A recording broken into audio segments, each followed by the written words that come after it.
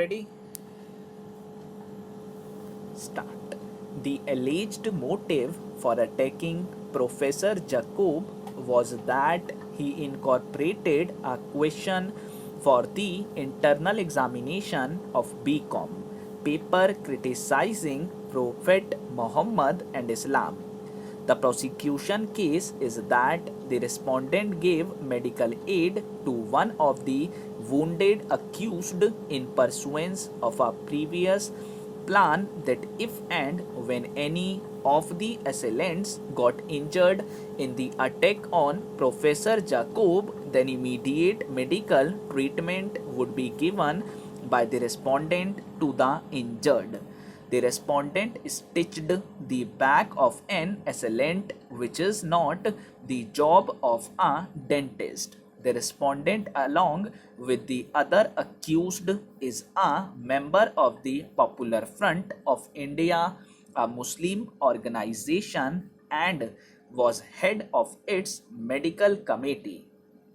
Certain documents, CDs, mobile phone, books, etc., including a book called Jihad, were allegedly seized from his house and car.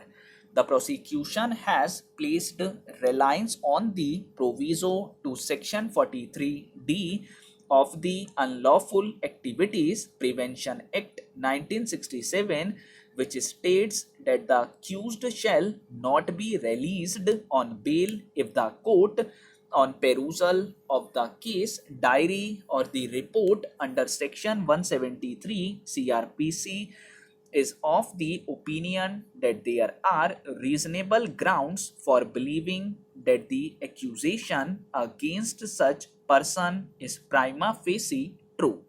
On the other hand, the case of the respondent, as disclosed in the counter affidavit filed before us, is that even according to the prosecution case, the respondent was not one of the assailants and he is not named in the FIR.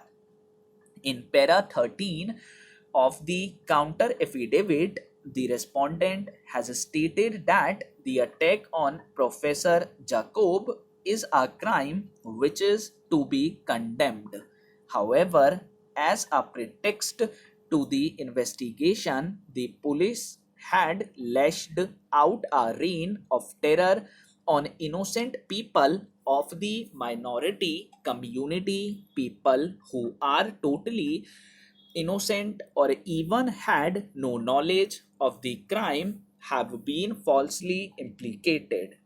54 persons have been made accused in the crime. Many residential houses, mosques, and offices are raided and searched, and even minor children and women were cruelly tortured both physically and mentally. Holy books and other religious books were thrown out, seized, and taken away and bundled in police stations. Warlike atmosphere was created in mosques. Daily prayers were disruptive, and men illegally detained and physically tortured in custody, and false cases booked against innocents. It is further alleged in the counter affidavit that the Popular Front of India or the Social Democratic Party of India are not militant or terrorist organizations. There is no history of crimes against the party or its workers. They are not banned organizations. The SDPI is a political party recognized by the Election Commission, and the PFI is registered under the Societies Registration Act. The respondent has alleged that he is a dental surgeon hailing from a respectable family in Eluva. His father, late Dr. Abdul Karim, was a doctor loved and respected by all, who died as a civil surgeon while working in the government hospital Perambur. In 2001, the respondent started Al Amin Multi Speciality Dental Hospital in Aluva. Five other doctors, including the respondent's wife, who is also a dental surgeon, are working in the said hospital. The respondent has a son aged 9 years and daughter aged 5 years. He claims that he has a very good reputation and is loved by all due to the services rendered by him to the poor and needy. The respondent's elder sister is a postgraduate in zoology and his younger sister is a law graduate.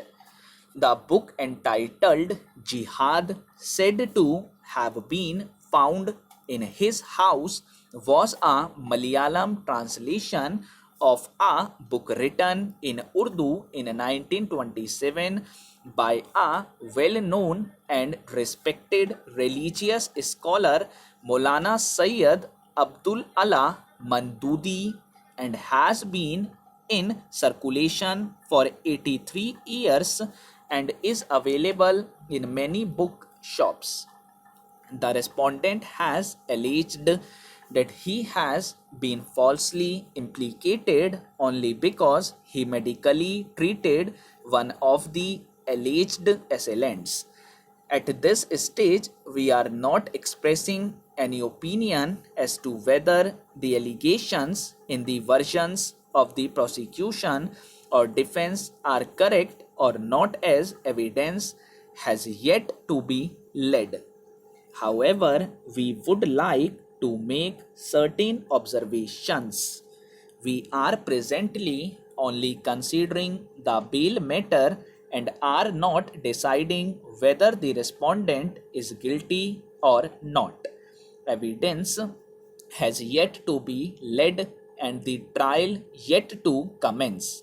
Hence, the prosecution is yet to establish by Professor beyond reasonable doubt that the respondent was part of a conspiracy which led to the attack on Professor Jacob.